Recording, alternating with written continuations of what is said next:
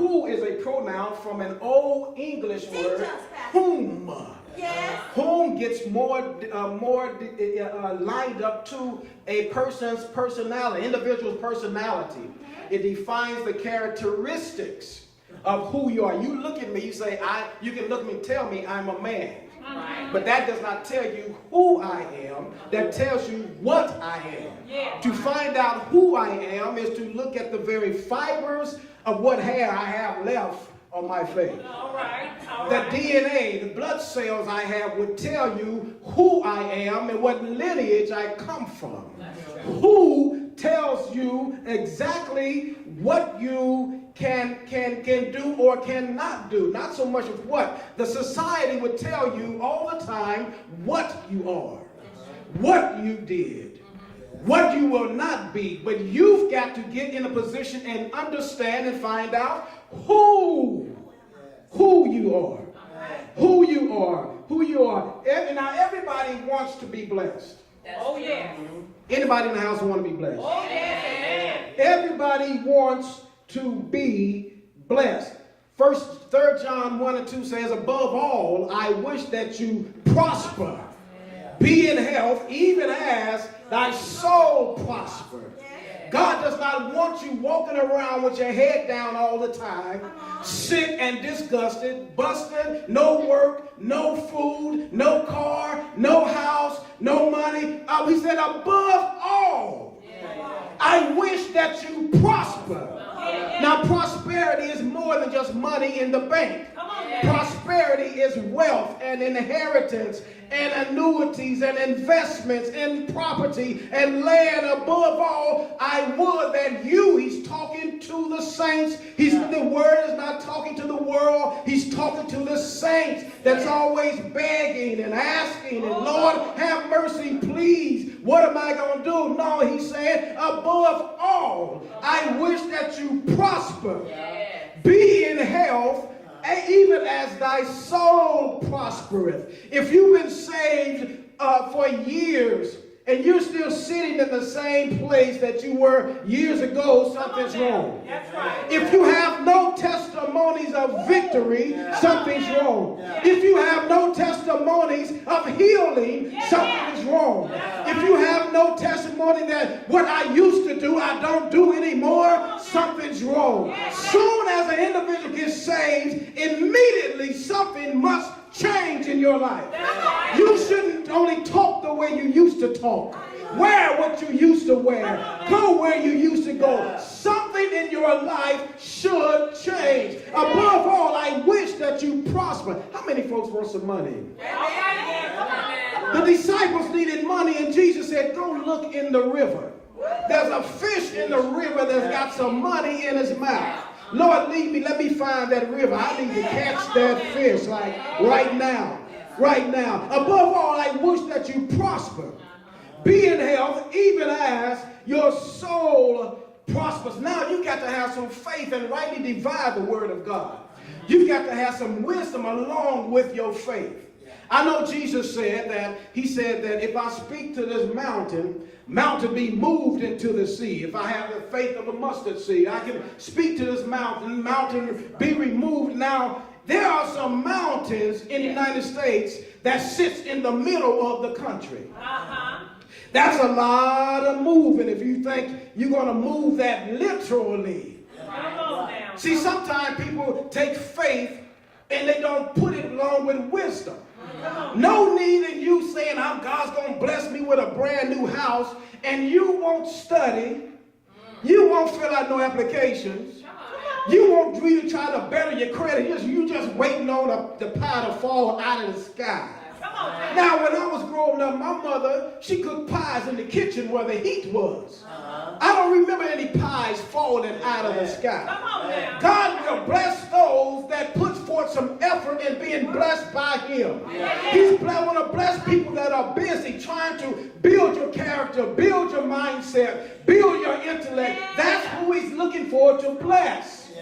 They always talking about, you know, I know I'm going to get in trouble about this. For those that hate Obama, I loved Obama. I appreciate he did a lot for our people. Amen. What did he do for the black? He's not in president. He's not in the White House to do things for the black people. Yes, right. If he would have said this, and I know I'm on camera, if he would have said, I'm in the White House to help the black people, he would not have won.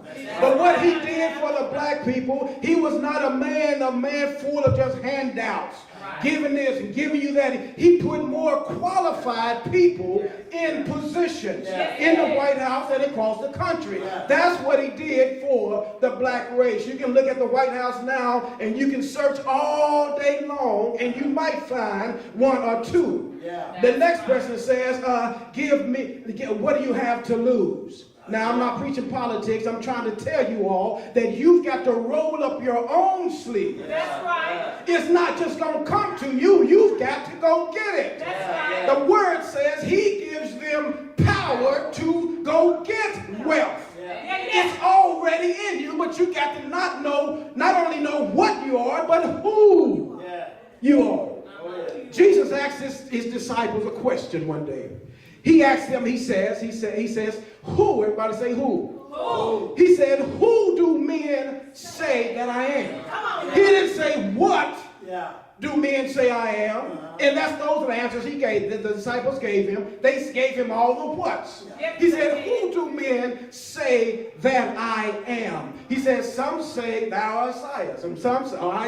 Some say thou art one of the prophets. He said, no, but who do men say that I am? They was talking about some say, and some say this, and some say that. You got to be careful about Mr. and Mrs. Some say. Because Mr. and Mrs. Some say will lie on you, not only some of the time, but all the time. Some say, I heard this, and I heard that, and I heard the other, but you got to be careful of listening to. They'll have you way out in left field on some say.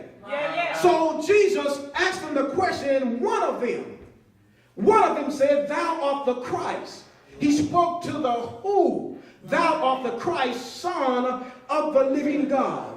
Now let's look at Jacob. Jacob dealt with the what when he was born. His parents named him Jacob, meaning supplanter or trickster or con man, because he was holding on to his twin brother, holding on to his twin brother's heel when they came out of the womb. They was wrestling, and because of that, they named him Jacob. Jacob meaning trickster.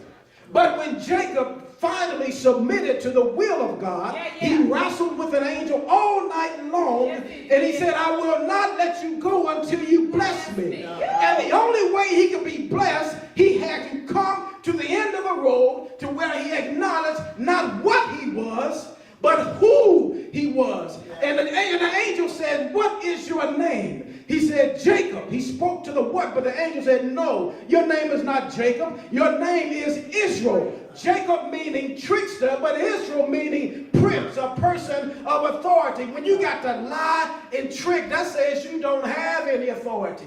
You got to steal, you got to lie, you got to con to get what you want. But when you are in authority, you can speak those things into existence that you do not see. You can speak those things into existence that you need because you have authority. His name went from Jacob to Israel. Now Abram, and I'm going to get into the text, but Abram, I just want to set something in stage here. But Abram, whose father's name was Terah.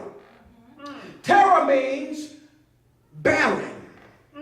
Terah means barren, but barren, B-A-R-R-E-N, barren means to be without, cannot produce.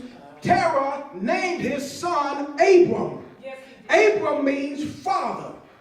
Now when Abram father met God, and he accepted his calling, God changed his name from Abram to Abraham, meaning father of many nations. Father of many nations. Everybody point to say, I know who I am. I'm not who you said I am. Now here in the text, it says, and Jabez was more honorable. Right then, that's an oxymoron. Jabez meaning he will bring you sorrow. The meaning of Jabez is sorrow, pain. But you see here, Jabez was more honorable. How can sorrow and pain be more honorable than all of his brethren? Honorable. Jabez was more honorable. And you look at the genealogy there in the chapter of the fourth chapter of Chronicles. It mentions all of whose father and whose brother and who begat this and who begat that one. All down through there until it gets to Jabez, the ninth chapter, and God stops the writer. He stops the writer because there's something he wants his people to get out of this particular text. He gives detail about Jabez. He says Jabez was more honorable than his brethren. And his mother called his name Perez, saying, because I bear him with or in sorrow. Be careful what you name your children. Be careful what you name your children.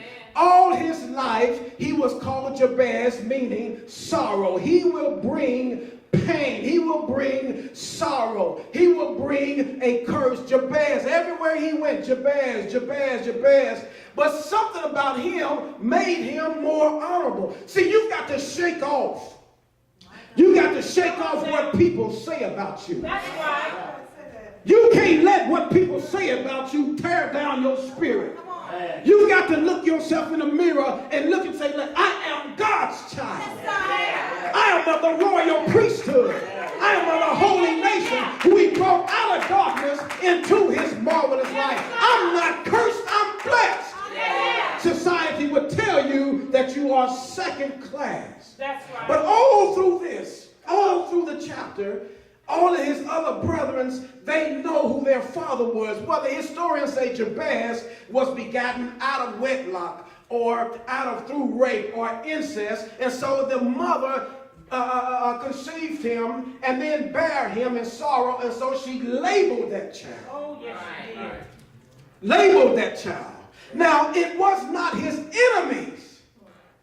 It was not his enemies that said he will bring pain. It was not strangers that said he will bring sorrow. It was his mother. Look at here. The closest person to him labeled him as a curse. Yes. Imagine this. You are ignored. You are an orphan. You are second class. You will never be nothing. Just like some people experience now by their parents and loved ones telling their little children, you will never be nobody. You just like your no good mother. You're just like your no good father. You're not going nowhere. None of us ever graduated college. None of us got a degree in the family. Who do you think you are? You've forgotten where you came from. Society will label you. Yes, they will. Don't let the label limit where God wants to take you. God wants to take you somewhere. But you got to look down inside and tell yourself, I'm better than this. The car that you drive, say, I'm better than this. Stop allowing your furniture to lie to you and say, this is all I will have. Stop lying in that apartment, that old house, like, well, we here, we stuck here, we might as well. No. Above all, I wish that you prosper, be in health, even as your soul prosper. It was his mother that bare him. Now, Jabez comes from, he's a descendant of Judah. That means praise. Everybody say praise. Praise. Now here is praise to sorrow. He is a descendant of praise, but his mother labels him sorrow. But here it says Jabez was more honorable than all of his brethren. You know, it's amazing how when you get into Christ, and he begins to work on your spirit, he begins to work on your soul, and you run into somebody that you went to school with or used to run the clubs with or used to do all kind of foolishness with, and they don't even recognize you. They're not supposed to recognize you. Stop giving in when people say, well, I don't like you, and so-and-so don't like you. I'm talking about after you get saved and sanctified and filled with the Spirit of God. So-and-so don't like you. Johnny don't like you. Chris don't like you. She don't like you. They're not supposed to like you. They're not supposed to. Now, Jesus said, woe unto them when they say all good about you, when everybody's friends with you. He said, whoa, there's something wrong with you when all the sinners like you. They ought to know that you are saved and sanctified without you wearing a cape and a big C on your shoulder, on your chest, talking about I'm a Christian. Wearing a band, what would Jesus do? Why do you need a band on your wrist to remind you of what would Jesus do? The word of God have I hid in my heart that I might not sin against thee. I don't need no reminder. When I wake up in the morning, I know I'm saved. When I lay down at night, I'm a Christian, blood washed. When I eat lunch with everybody, I don't have to get into their foolish jokes. Don't let society label you. Don't let society label you. They will tell you you're not going anywhere. They'll tell you you're not being anything. They tell you that you're lost. They'll tell you that you'll never be anything. But Jabez here was more honorable. His soul, he knew who he was. I'm not who they said I am. I'm not who they said I am. I'm not what they said I will be. I'm not lost. I'm found. I'm not cursed. I'm blessed. I will not live in poverty. I will prosper. Not only me, but my children shall prosper. I speak against every curse on my house. I speak against every curse on my children. I speak prosperity to my family. I speak healings and blessings to my marriage. I speak prosperity. I speak healing. I speak spiritual prosperity. I won't keep struggling, going through the same things in my soul day after day, falling to lust and falling to addictions and falling to lying and falling to cursing and falling to all kinds of tricks. And I will rebuke the enemy by the power of God. I can do exceedingly abundantly above all that things that even according to the knowledge that worketh within me. I can go further than what you're saying. I remember just learning how to play the instruments.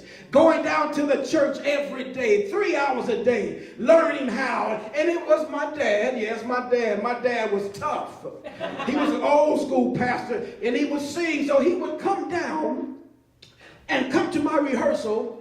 And while I'm practicing by myself, and he would sing a song, and I can remember at 15, 16 years old, trying to learn how to play, and I played a song for him, and he stopped and said, son, is that the best you can do? You know, that's old school. And it hit me like a ton of bricks, but did I let that get to me? No, I kept striving. I kept practicing. I kept working on my skill. You've got to keep working on what God has called you to do. You've got to keep working on it.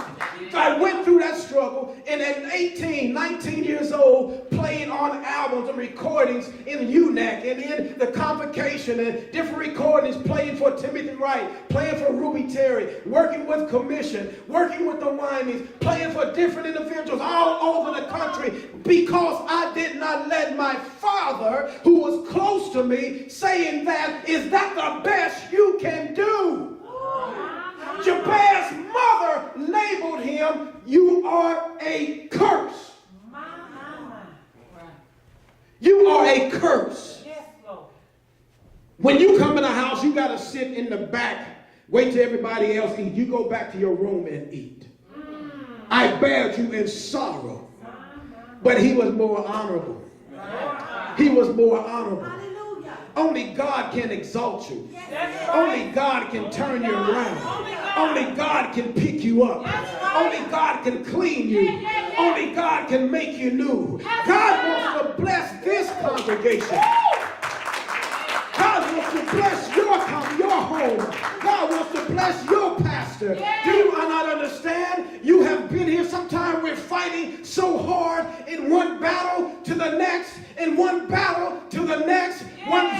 victory, one defeat, one victory, one defeat, one mountain, one valley. We're fighting so hard we can't see how we are winning the war. Do you not understand how long you have been in this hotel? Yes. Now, I'm not talking about getting a building. I'm just talking about week after week after week after week, the month, 6 months, another year, and God still carries you. You're still here. They have not. Now, I have service. I have had service in a hotel, and it's not cheap. You got to pay them and sign the contract, or they will put you out. But you are still here. Sometimes 2, Pastor Giles. Sometimes 3, Pastor Giles. Sometimes 10. Sometimes 15. Sometimes 2. New faces, old faces, but everybody shout, I'm still here. You've been going through many storms and many struggles. Say, I'm still here. I'm still here in spite of what they said about me. I'm still here going through broke times and no money in my pocket. I'm still here. I've come through hell and high water. I'm still here. I've come over mountains. Yea, though I walk in the valley of the shadow of death, I won't fear no evil. The shadow of death is something that when you're under a shadow of something, it's right upon you. You've been in the shadow of being homeless. You've been in the shadow of illness. You've been in the shadow of death. You've been in the shadow of poverty. You've been in the shadow of disappointment. You've been in the shadow of distress. You've been in the shadow of throwing in the towel. But yea, though I walk through the valley of the shadow of death, I will fear no evil. Why? Because God is with me. His rod and his staff is there to protect me. Then he said, I will prepare a table in the very presence of your enemies. Jabez had a present, had a table prepared in the very presence of his enemies. He was more honorable than all of his brothers. God said he will prepare a table in the very presence of your enemies. And in the presence of your enemies, he said, I will anoint your head with oil. I was meaning to be authorized. He anoints your head with oil. You can say, I'm not the tail. I am the head. I will be blessed in the city and blessed in the field. I will be blessed. I will prosper. I will be healed. I will be delivered. I will be set free. Everything God says about me, I receive it. When I'm going through, I will put on the garment of praise to lift the spirit of heaviness. I won't give up. I won't look down.